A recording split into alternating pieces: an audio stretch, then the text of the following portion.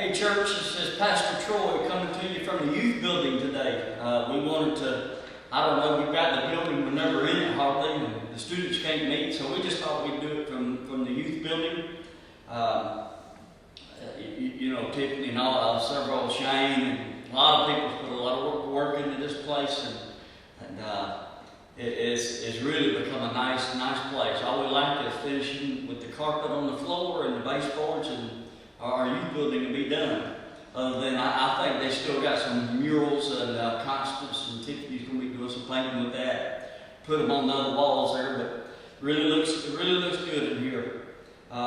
Just want to remind everybody about a drive-up service at 8 o'clock Sunday mornings. Drive-up service, we got an FM transmitter so we can transmit over the radio. You can sit in your car in the air conditioning and just come get you out of the house for a little bit. I encourage y'all to come to that. It's really a good time. We're really, it's kind of neat being able to come back together, even though we're not able to get out, shake our hands, and hug our necks, but we can get out together anyway. I've really enjoyed it, doing that, coming together that way. Also, our offerings have been doing well. Just encourage y'all to keep giving. We just thank you for your faithfulness, and what a blessing it is to pastor a church that is so faithful. And I encourage you just to stay strong in that area. You know, give God your first fruits. And I understand some may be without work and all of that could be taking place. But with that said, the ones that are still able to work, just give God your first fruits. Let Him bless your life by giving to Him. And just thank you for what you've been doing.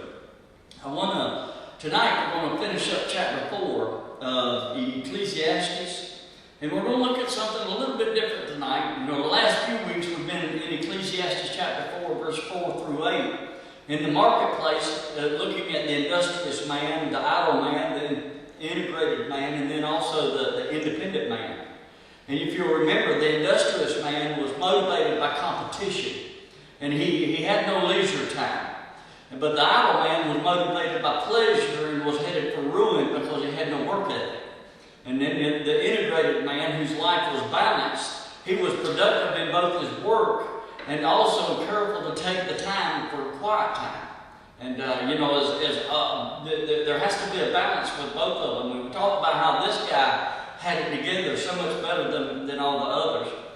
And then the independent man was a solitary man who had no relatives or partners in his work to help him, nor did he desire any help. He wanted everything for himself, and he had no time to enjoy it. All of his profits, he had no family to leave his inheritance to, as well as his love. So everything was in vain for this guy. He was just working to gain it just for no reason. And, that's really not a healthy thing, is it? So with that said, as we get into our lesson tonight, we're going to be coming out of Ecclesiastes chapter 4, verse 13 through 16. So I encourage you to get your Bibles, have them open in your lap as we read through this passage, and just let God speak to you tonight as we do that. But first, let's go to the Lord in prayer. Father, we thank you for this night. We thank you for the opportunity just to come back together again. God, we just thank you for your faithfulness in our lives and with our folks. God, I just thank you for being with us in such a turmoil time. God, as we can't come together, but Father, we're able to do this through technology, and I'm so encouraged with the feedback that I'm getting with the folks that's watching. And Lord, just what a blessing. God, this is just a new avenue for us as a church to be able to get the word out even more so than we was doing before. But God, just be with the precious reading tonight, Lord, as we study these last 4 verses in chapter 4. God, I pray that we just see the importance of seeking your precepts in life, as Solomon's trying to teach us those, and not going after the things of the world that are so vain. But Lord, just help us apply it to our lives. We love you. We know you love us. In Jesus' name, amen. Mm-hmm. This week we're in verses 13 through 16 in chapter 4. Solomon is in his palace now. And Let's start with verse 13 and read through 16. Better a poor and wise youth than an old and foolish king who will be admonished no more. For he comes out of prison to be king, although he was born poor in his kingdom. I saw all the living who walked under the sun. They were with the second youth who stands in his place. There was no end of all the people over whom he was made king. Yet those who afterward will not rejoice in him. Surely this also is vanity and grasping for the wind. What is he talking about there? Well, as we look at this tonight, Oliver Cromwell said, "Do not trust the cheering for those persons who would shout as much if you and I were going to be hanged." And you know, Cromwell understood crowd psychology. And our Lord saw this with the triumphal entry. You know, as he was coming into the city on the donkey, they was just singing praises unto him, and they was fanning their palm branches, wasn't they? And they were just making a big deal about the Lord's triumphal entry. But those were the very ones cheering him on the day that they were crying, "Crucify him," 3 days later. No matter where Solomon went, in this passage, in this chapter, we see here, no matter where Solomon went, he observed all aspects of life, and he learned an important lesson from the Lord here. When he looked up, he saw that God was in control of life and balanced its varied experiences. And when he looked within, he saw that man was made for eternity and that God would make all things beautiful in their time. And when he looked ahead, he saw that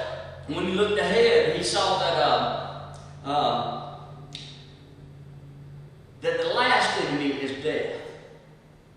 You know, we all got death to face. The Bible says that man's appointed once to die. We've all got that. And Solomon saw that. And he come to realize that that time of death is sooner than we anticipate. All too often we think we got the rest of our lives, but you know our lives are so short. James understood that when he said our life is but a vapor. You know, as you get older in life, you come to understand, you know, about that in looking ahead, that death is just right around the corner for all of us. And then as he looked around, he understood that life is complex. It's very difficult, and it's not easy to explain. But no matter where we look, we see trials and problems in people who could use some encouragement. And you know, that's something we need to keep in first and foremost in our minds. So let's remember that there's always somebody who can use encouragement. And as Christians and as a church and as a church body, whether it be within our church body as one of the members or out in the community, what better way to present a gospel to somebody with encouragement and have the avenue of being able to present a gospel? You know, so Solomon was not sarcastic about life either. Nowhere does he tell us to get out of the race and retreat to some safe, comfortable place of the world where nothing can bother us, because there is no safe place like that. Our Lord made that clear whenever he said, in Job, a man is born but a few days of trouble. Trouble's around every corner. Life isn't easy. You know, that's the cheap gospel stuff is come to Jesus and everything's going to be fine. Well, that's not true. You come to Jesus, you're going to understand that life is tough. Life is tough, and you know, Jesus said to be in the world, but not of it. And you know, that's what we need to remember about what we studied here in chapter 4. If we can remember anything, it's not about the important thing, the things we've worked for. It isn't the fact that we work with our hands so hard and gain the things of the world. That's not the important thing. The important thing is understanding that there's an eternity and that we are in a relationship with God, and that we need to keep our spiritual selves fed. As we're going to be looking at some of that here in just a little bit. You know, life does not stand still. Life comes at us at full speed. You know, it's not slowing down for nobody. And without warning, and we must stand up and take it. But with God's help, make the most of it. You know, let's remember, we got to be optimistic about life. Is our glass half empty, or is it half full? You know, it's all in perspective of how we view life. And with God, it makes it so much easier. And if this chapter teaches us anything, it teaches us that we need one another, because two are better than one. You know, iron sharpens iron as one man sharpens another, you know, in Scripture. So with that said, this chapter emphasizes that balance of life. Remember, better is a handful with quietness in both hands than having both hands full together with toil and grasping of the wind. You know, it is good to have things that money can buy. You know, Solomon had the world by the tail in that area. He had all the gold. He had the most beautiful palace. He had it all. But let's remember, it's good to have those things that money can buy, provided that you don't lose things that money can't buy. And with that said, what is it really costing you in terms of to getting the things that are important to you? I'm in the Lord. And see, God fills us with contentment when we're walking with Him. And it's just about doing it God's way. Doing life God's way. Going about how we work, the things we gain, how we gain them. Sometimes, you know, we gain stuff by we don't care who we walk on to get it. Well, you know, that's not godly. That ain't being a good testimony for the Lord, is it? You know, it's just, he says, sums it up. And surely this also is vanity and grasping for wind. It's meaningless. Vanity, vanities, he says. You know, the only true good way is finding contentment in the Lord, not trying to gain the things of the world.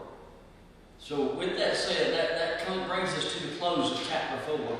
Next week we'll be looking at chapter 5. And I'm just going to read that first verse. It says, walk prudently when you go to the house of God, and draw near to hear rather than to give the sacrifice of fools, for they do not know that they do evil. Walk prudently. I encourage you this week to study that one verse right there. I'm going to try next week, as I've already started my study. I don't think I'm going to be able to get off that one verse. Walk prudently. Prudently, it says. When you go to the house of God, and draw near to hear rather than to give sacrifice of fools, for they do not know that they do evil. He says, do not be rash in your mouth, and let your heart utter anything hastily before God. So as we're getting to some meat here that we need in our church, and we need to be able to carry out God's will for our lives. You know, just a lot of wisdom in this book. It's been a good study. But just this week, as we come to the close of chapter 4, remember, contentment comes from resting in God's plan and His provisions. That's where contentment can come, not from the things of the world. Church family, know that I love you. Know that Rachel and me, we pray for you often. Think about your nuggets. Rachel showed me some pictures of last year's Easter service. You know, all the ladies in their hats. You had Tiffany and Cindy, and Rachel had hers, all these big old Easter hats. And, you know, it's just kind of neat to be able to go back and to look how far we've come from that time. Remember last year, we met underneath tents on Easter and had dinner under those tents. And boy, we've come a long way with Hurricane Michael, with where we are now. We've almost got our youth building finished. I encourage y'all, as we're able to come back on campus, y'all adults, come check us out. Check out our student ministry area here and what they have to work with now compared to what they used to have. It's really a blessing. Hats off to Pace, Florida, Emmanuel Baptist Church, who come in here and did so much work for us. And not only did the work, but they provided so much of the materials. You know, just what a blessing they were to us. It's so awesome. But know that we love you. Call me if you need me. I've been trying to get in touch with a lot of folks and talk to people. So I encourage you to give me a call if you want to. And I'd love to hear from you as I'm trying to touch base with everybody in the church throughout the week. I I can't think of any prayer requests right off my mind that we, other than Eli, Alan's grandson. Remember Miss Terry, where she is. Shoot her a text, maybe give her a call. I encourage y'all to just rally around Miss Terry right now in the time that she's in. Other than that, yeah, Brother Gordon, his results come back with his colonoscopy. He does have colon cancer too, but they think it's in such an early stage that they're going to be able to deal with it. So they're planning on doing the surgery. They're going to be able to take out the cancer in both places at one time with one surgery. So he's really excited about that. Feels like the Lord may be giving him peace to go ahead with it that way because of that. So continue to pray for Gordon, Linda, his wife, and Robin, his daughter, and Wayno, his son. I ask y'all to pray for that family. As they just, y'all know where they are. It's tough. Thank the men of this church. I thank Joe and Scott Nichols and Art Lemire and Alan Lyle. Just so Roger Nichols. I know he's behind the scenes, but guys, y'all don't realize how I lean on Brother Roger. He's such an asset to us. And Scott Pipe is coming on helping us like he has. Shane Crossland done so much around this church. You know, it's neat to see the men of this church starting to step up and do some things here. And I just hats off. And I've missed some, I know. I can't think of everybody. But Chase King, he's one that I've really enjoyed in Sunday school. He adds so much. It just so many.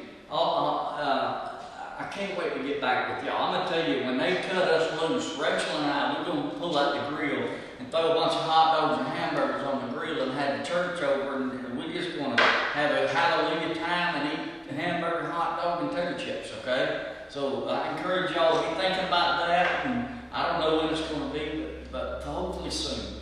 And we'll be able to love on y'all and just have a good time. So with that said, church, we love you guys, and we'll talk to you Sunday morning. We look forward to seeing you Sunday. And just continue to edify one another, call each other, text each other. Y'all stay connected. It's so important we stay connected, okay? So with that said, God bless y'all. We love you.